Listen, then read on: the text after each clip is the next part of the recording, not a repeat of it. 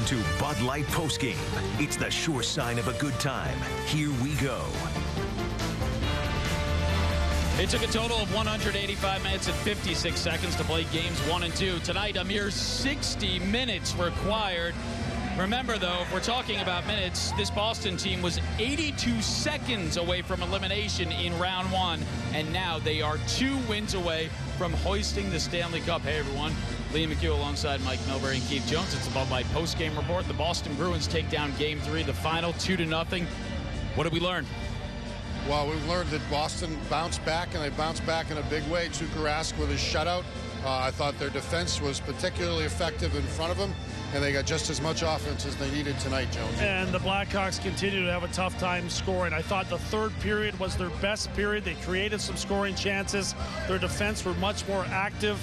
They took chances, they created their own chances, and came close to beating Tuukka Rask a couple different occasions, but not enough of that through the first 2 periods for Chicago.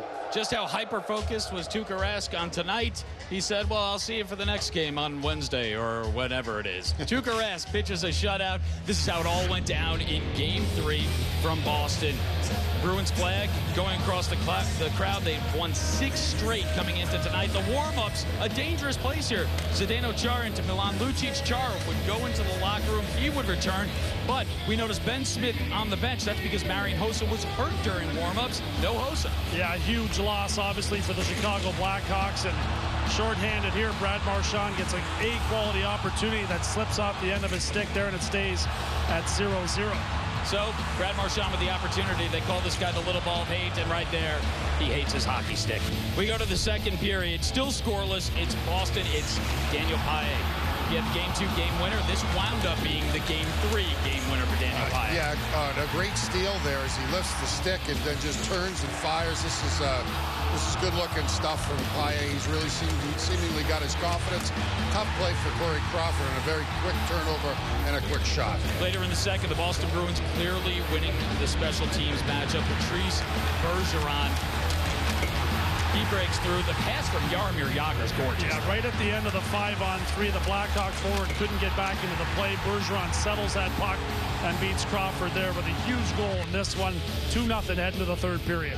So we go to the third, and it's Tuukka time. Time to preserve that lead. Chicago can't break through on the power play, and Rask big reason why. Sure he was. The power play was just abysmal once again. It was not really where he wanted to be.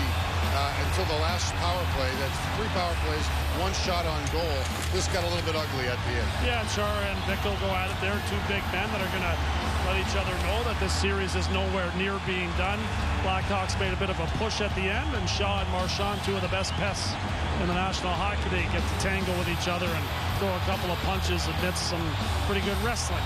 So tempers flare, but in the end, it's head pats for Tuukka Rask. 27 saves. He's now allowed 1 or fewer goals in 7 of his last 8 games. 3 shutouts during that span. Boston wins 2-0. Of course, Tuukka Rask got a little help from his defense. That includes Dennis Seidenberg, who's with Pierre Maguire. How difficult was it to play this game because of the ice conditions? Gave him the jacket. It was very tough. I mean, if you look at the ice, it was really rough. The puck was bouncing constantly. And just to control the puck or make passes, it was tough. So I think you saw pucks jumping over the blades and stuff, so it wasn't pretty. The warm-up was a dangerous place. Marian Hossa got hurt for Chicago in the warm-up, and Zdeno Chara got hurt in the warm-up. When did you know Chara was going to be able to come back and play? Oh, right away. I mean, he just lost an edge and slid into Luge, so we knew he was going to be fine. It was just a matter of him fixing his skate. How do you handle all these big minutes, Dennis? Everybody's marveling at how strong you are, how easy you're handling these big minutes. Well, I don't know about how easy I handle him. I mean, it's pretty tough. I maybe try to hide it a little bit, but it's pretty tough playing against those guys. They got a lot of speed, and just going up and down the ice and hitting all the time, it's exhausting. Your team's been magnificent here on home ice. What's the key to your home ice record? I don't know. Maybe our fans. I think they make so much noise. They give us a lot of energy, and they get us mentally into the game, and it just helps us getting into the game and just getting the jump early. Thanks so much for your time. Congratulations. We'll see you for Game 4 on Wednesday night. Thanks, Pierre. You think about home ice for the Boston Bruins in the Stanley Cup final. They won all 3 of their games at home against the Vancouver Canucks in 2011, outscoring them 17-3. They win here tonight, 2-0. You see Seidenberg, he gets the coveted jacket. But that third line for Boston, how about Danny Paille? Bruins 8-0 all time when he scores a goal in the postseason. What did he and the rest of that line get done tonight? Desperate measures at desperate times for Claude Julien. They put this line together, and all of a sudden, it looks terrific. I mean, the speed is the most obvious thing. And Paille now getting boosted up. And this is a high draft pick. There were high expectations for him originally, but then he slipped off the face of the earth and barely was able to resurrect her career at Boston. Now he's got a chance to play a much bigger role in a critical stage, driving the net, making plays like this, playing with guys that seem to understand his speed. Seguin was terrific. His effort was really good. Kelly had an outstanding game.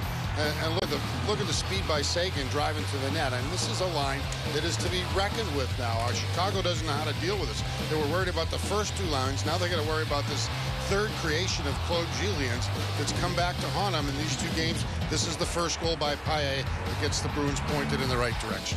But for the Chicago Blackhawks, they're not just dealing with one excellent line right now. The Patrice Bergeron line was fantastic. What specifically did they accomplish? Number one, they keep shutting down Jonathan Toews at times. If they're not out there against him, they're going head-to-head with Patrick Kane's line. Face-offs, outstanding job again from Patrice Bergeron. I think he was just lighting it up through 2 periods. He was 18-3, and that was a big factor in the Bruins establishing a territorial edge. He's done a real nice job in that department. He's had some help from his friends, too. Chara is quick to get in there and knock down Michael Handzus. Marchand and Jágr both played strong games as well.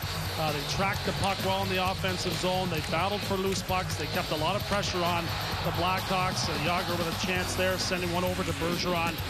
In on pucks there. And I thought they did a lot to establish the forecheck for the Boston Bruins throughout this game.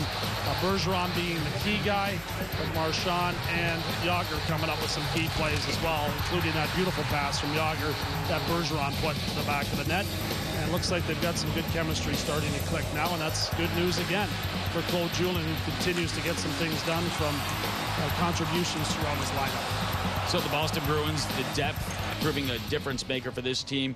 They split it in Chicago, Game 3 right here in Boston, and the Bruins take it down the final 2-0. These fans are fired up. They know their Boston Bruins have the edge right now. We'll be back on the Bud Light postgame report talking about Marian Hossa.